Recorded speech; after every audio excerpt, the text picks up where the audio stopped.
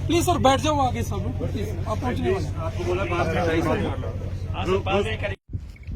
पिछले कुछ हफ्तों से कुपवाड़ा जिले के केरन सेक्टर के सामने मौजूद कई लॉन्च पैड में आतंकवादियों की मौजूदगी होने के संबंध में विभिन्न खुफिया एजेंसियों से सूचना मिली है।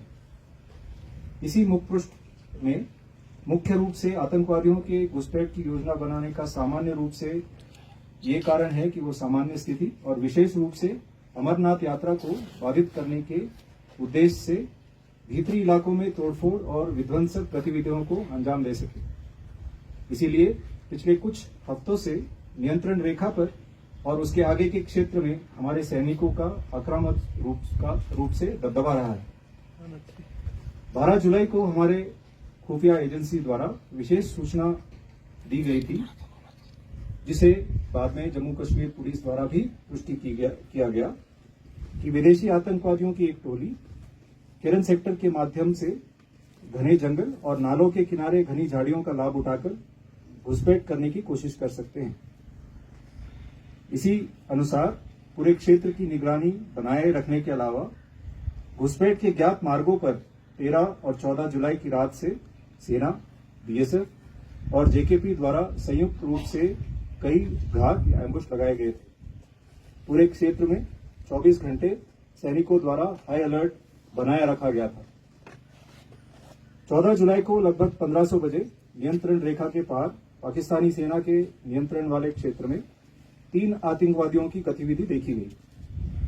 कई उच्च तकनीक वाले निगरानी उपकरणों का उपयोग करके आतंकवादियों की गतिविधि पर लगातार नजर रखी गई।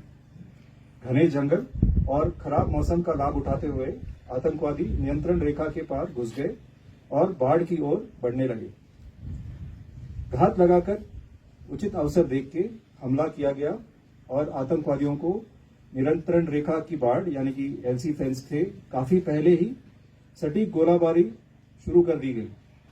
आतंकवादी भारी हथियारों से लैस थे, अच्छी तरह से प्रशिक्षित थे और आधुनिक हथियारों और उपकरणों से लैस थे। इसके बाद हुई भीषण गोलाबारी में 3 विदेशी आतंकवादियों को मार गिराया गया।